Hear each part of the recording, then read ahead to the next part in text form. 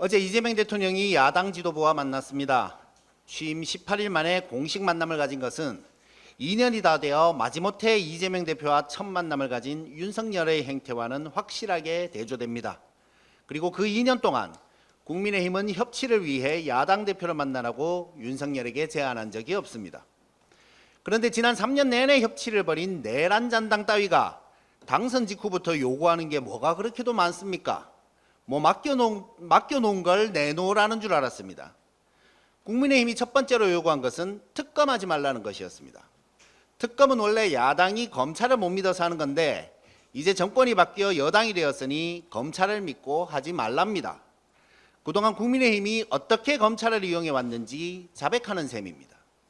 그런데 민주정부는 그렇게 하지 않습니다. 조사에서 죄가 있으면 있는 만큼 처벌받고 무고하면 기소하지 않으면 됩니다.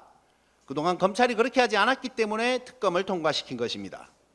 여당이 찬성해 통과시킨 법을 대통령이 거부권을 행사하는 정당 정치가 어디에 있습니까? 정당 정치가 뭔지도 모르고 그동안 윤석열이 시킨 것만 하더니 아직도 정신을 못 차립니다. 어제의 회동에서 두 번째로 요구한 것은 대통령 임기가 끝나면 재판받으라는 것입니다. 밥 먹자고 초대했더니 집주인에게 재판받으라고 협박하는 정신머리로 무슨 협치를 얘기합니까?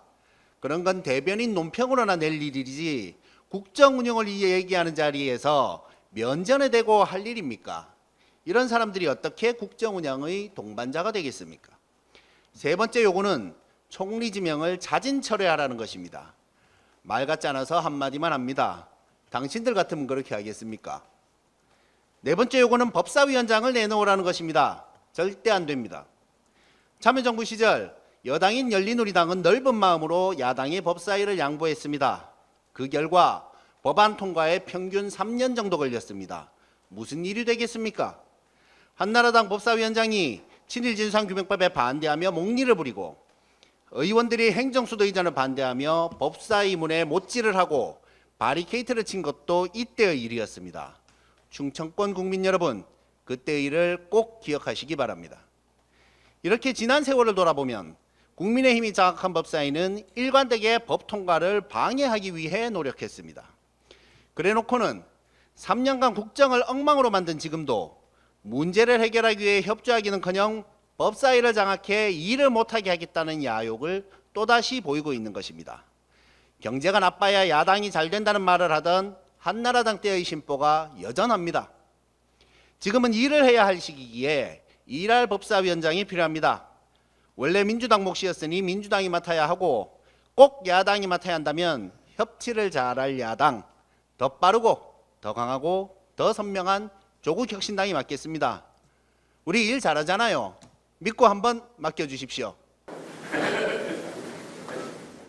밝은 얼굴로 옷찬장에 들어선 이재명 대통령과 여야 지도부는 화기애애한 분위기로 대화를 시작했습니다. 우리 송 대표님 당선을 축하드립니다. 그리고 많이 도와주십시오. 이 대통령은 통합의 의미로 푸른색과 붉은색이 섞인 넥타이를 맺고 식사도 여러 색이 섞인 오색국수로 준비해 곳곳에 협치의 메시지를 담았습니다.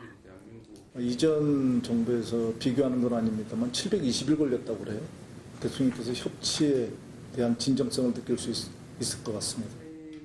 이 대통령은 G7 정상외교 성과를 설명하며 추경에 대한 야당 협력을 요청했습니다. 소위 민주주의의 가치, 또 회복력 이런 것들을 한번 보여준 계기가 된 것 같습니다. 국민의힘 지도부는 초청에 감사하다며 화답했지만 이내 김민석 국무총리 후보자와 추경을 두고 작심 발언을 이어갔습니다.